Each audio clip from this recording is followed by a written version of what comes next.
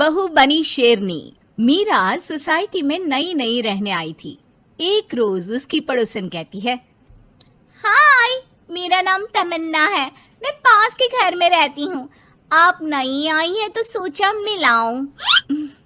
अच्छा किया, आइए ना बैठिए, मैं आपके लिए चाय लेकर आती हूँ। अरे नहीं, चाय तो मैं साथ लाई हूँ। सोचा आपने अभी अपना किचन सेट किया होगा कि भी नहीं।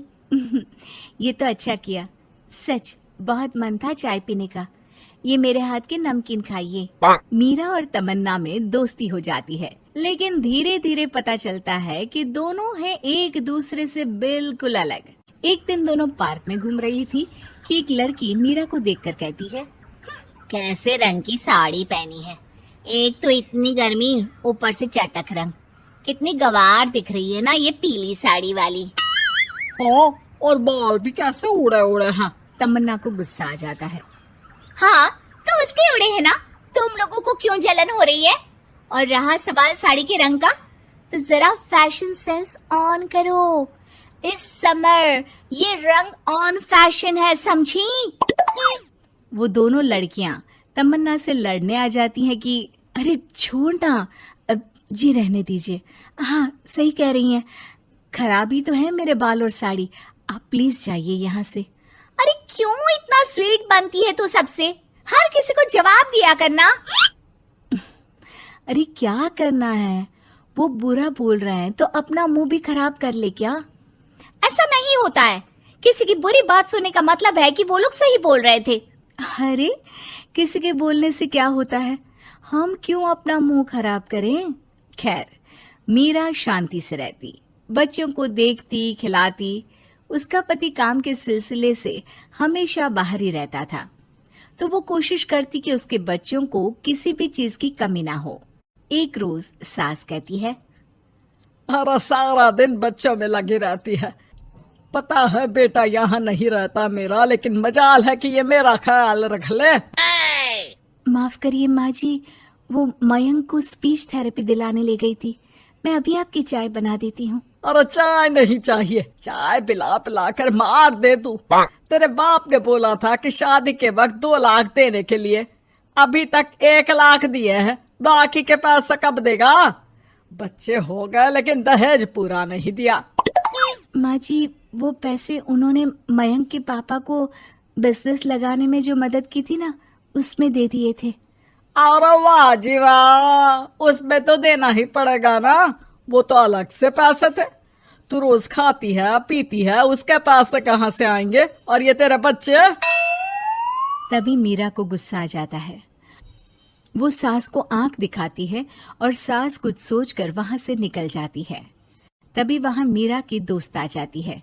क्या कह रही थी? कौन से पैसे ले लिए तेरे पापा ने? मीरा मुस्कुरा देती है। अरे वो पुराने लोग हैं ना, अपने तरीके से सोचते समझते हैं, छोड़ ना। और पता कैसे आना हुआ? अरे तेरा कुछ नहीं हो सकता, मेरी सास होती ना तो ऐसा मुंह तोड़ जवाब देती कि देखती रह जाती। मीरा मुस्कुरा देती है। मीरा सारा दिन घर का काम करती, शाम को तमन्ना के साथ अपने बच्चों को लेकर पार्क में जाती, जहां दोनों के बच्चे मिलजुल कर खेलते। अच्छा तमन्ना, मैं कुछ दिन बिजी रहूंगी, हस्बैंड आ रहे हैं ना, तो अगर मैं ना आ सकूं तो तुम आ जाना बिना कुछ सोचे। मीरा घर आ जाती है जहां पति पहले से ही मौजूद होता है। तो मोहतरमा, वक्त मिल गया पति के लिए? अरे आप तो कल आने वाले थे ना? हाँ, लेकिन सरप्राइज देने की सोचा तुमको। कहाँ गए थे बच्चों के साथ? अरे बस पार्क तक गई थी, बच्चों को खिलाने के लिए।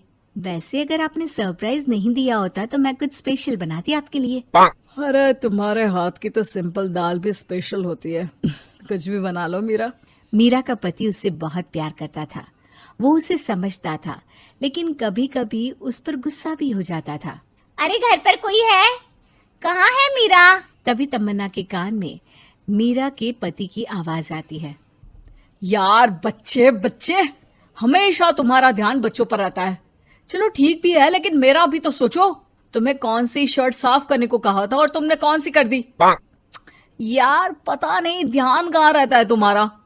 जरा सी भी स्मार्टनेस नाम की चीज नहीं है, न बोलना आता है न समझना। मुझे आपने सफेद शर्ट साफ करने को कहा था, ये सफेद ही तो है। अरे पागल औरत, मुंह से सफेद निकल गया होगा, ये नीली करनी थी। लेकिन तुम खुद की अकल लगाओ तब ना पता चले कि कौन सी करनी है। तमन्ना बाहर खड़ी सब सुन रही थी।